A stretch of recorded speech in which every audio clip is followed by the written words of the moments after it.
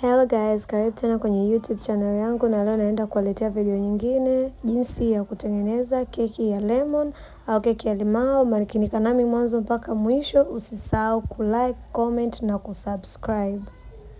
Kitu cha kwanza tutaenda kuweka pre-stage, na pre-stage nimetumia gram 375 na hivi ni vipimo vyangu tu. Baadaye nikaongeza na sukari nyeupe kama unavyoona. Sukari nimetumia gram 250.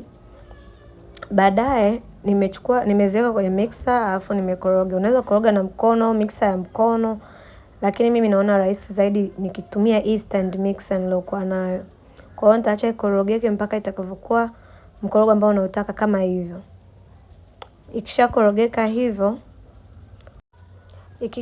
hivyo na unaona hapa imesagika vizuri, sukari hatuioni, prestige nayo imekuwa kama inaelekea kuwa rangi nyeupe, japokuwa yani ina unjano ambao sio ule tulioweka mara ya kwanza.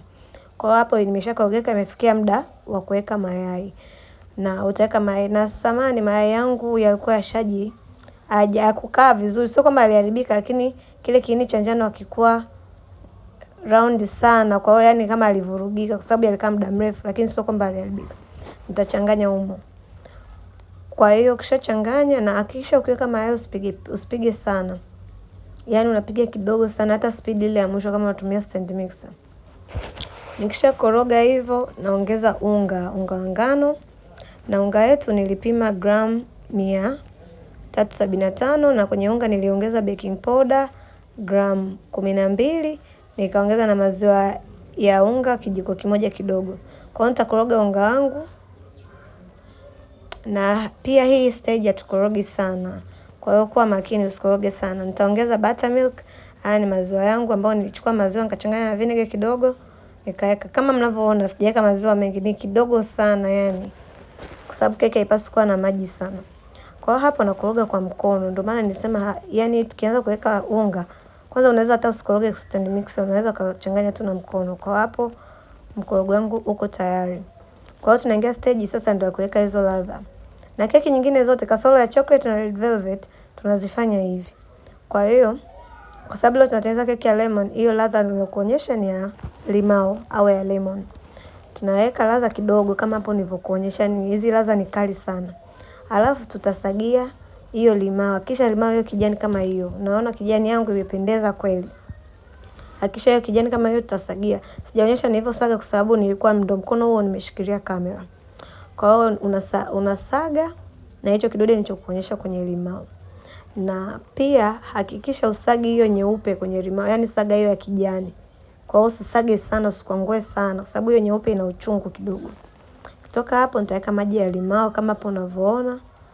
Na weka maji ya limao kwenye keki yetu. Na kama kuna mbegu basi jitahidi utoe, kama una chujio unaweza ukatumia chujio, itakuwa ni nzuri zaidi. Hapo nishaweka kila kitu changu ambacho cha limao kinahitajika. Kwa hiyo kinachofuata na koroga mkorogo wangu, yani ukoroga ili vitu vyote vichanganyike vizuri. Nikisha koroga nitaweka mchanganyiko wangu kwenye tini zangu. Na sijaonyesha vizuri, lakini nitaweka kwenye tini ambazo natumia kwenye kuoka keki. Kwa hiyo hapa ndo stage ambayo inakaribia mwishoni, japokuwa hatujafika mwisho. Kwa hiyo nitaweka kwenye tini zangu kama hivyo unavyoona, na niliweka mkorogo wa gram 400 kila mkorogo. Kwa hiyo nitachukua zile tini zangu nitaweka kwenye oven. Nikishaweka kwenye oven, kwa sababu oven ni preheat dakika 15 kwa moto wa 150. Kwa hiyo nitasubiri kwa muda niloweka, nitasubiri kama dakika 30 mpaka 35. Inategemea na uzito wa keki. Kwa hiyo nimesubiri dakika 35. Hii ndo keki yangu jamani. Kama mnavyoona, hiyo nimeibinua yani juu chini kama unavyoiona. Keki inajieleza yenyewe, keki laini, keki sitaki hata maelezo mengi, lakini keki kama mnavyoiona. Kwa hiyo hivi ndo jinsi ya kutengeneza keki, na kama una swali lolote unaweza kuuliza, na asante kwa kuitazama video hii. Mpaka hapo tumefikia mwisho, na pia usisahau kulike, kutufollow Instagram yetu, na kushare na kusubscribe. Kwaherini.